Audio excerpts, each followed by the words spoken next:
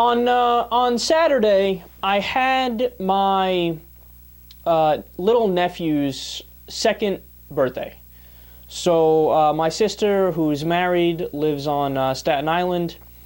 So my mother and I went out there for the little get together, and everything was fun. We were relaxing. I had a couple beers. We were just watching TV, and of course there were other 2-year-olds there just running around, playing, having fun or whatever. So at one point, it's just myself and a whole bunch of other people who I guess you could say are distant relatives sitting on the couch watching TV, and somehow conversation gets brought up about the guy who shot Reagan, whatever his name was, Hinckley or something like that. And my brother-in-law's grandfather, right? So, I don't even know what the word would be, if he's, literally related to me or not. If he is, he's certainly super distant in that. But, so, and this guy, he's the nicest guy you've ever heard in your life. Really, like, you could tell he's the type of person that would take, the shirt off his back for you, and he's the kind of person who always, like, genuinely cares how you're doing. And, we usually see each other at family events whenever I have to go down to Staten Island, and for whatever reason, which, isn't too often, but I see them an okay amount, right? And again, really, really nice guy. That whole side of the family, just super nice, loving, caring, etc. So after the conversation about Hinckley somehow comes up, then out of nowhere, he goes, "Yeah, I wouldn't mind if that happened to Obama." Meaning, he wouldn't mind if somebody tried to kill Obama. And it was a weird feeling that I had because, at the time you're so caught up in just whatever casual, normal conversation, and it's like nothing really could throw a fork in the conversation to make it like it's super awkward from there on out. Like anybody could say anything and it's just like, all right, whatever, just like glaze over it and keep going.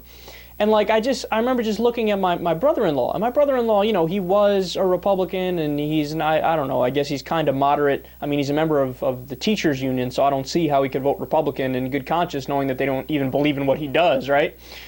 So, but he's, more moderate type of thinker. I just look at him, and I gave him this look like how is it possible for somebody to say that? And like, I had like a snarling look, like, really? Like, you guys know me. I'm in the United States. I'm viewed as super progressive. I'm viewed as super liberal. But that doesn't mean I wanted George W. Bush to get murdered. That doesn't mean I want people who disagree with me politically to get shot at, right?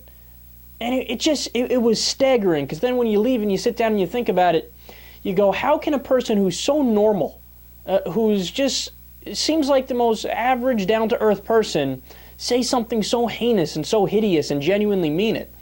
And that's when it hit me, man. This is the effect of right-wing talk radio. This is the effect of Fox News, right?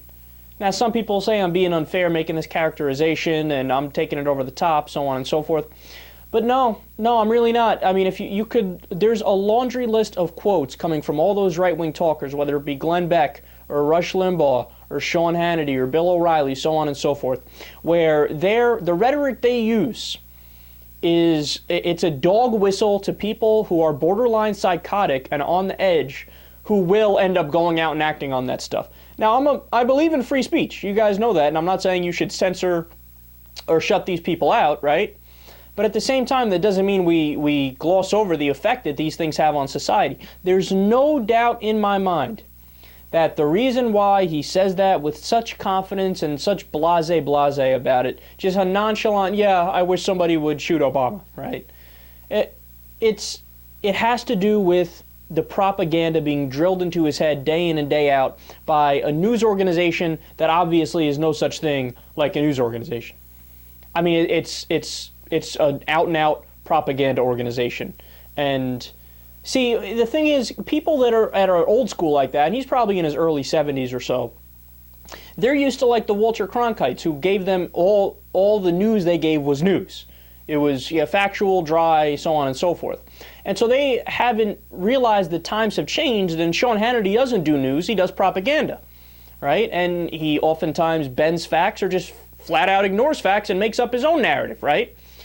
So when you turn on Fox News, if you just accept, oh, what they're saying is true, then you would come to the conclusion that, oh my God, Barack Obama is basically evil, and Barack Obama is leading to the downfall of this nation, so on and so forth, when that couldn't be further from the truth. He's the most moderate, pro-establishment kind of guy. I mean, he's basically a center right-winger, right? There's very few positions he has that are actually progressive.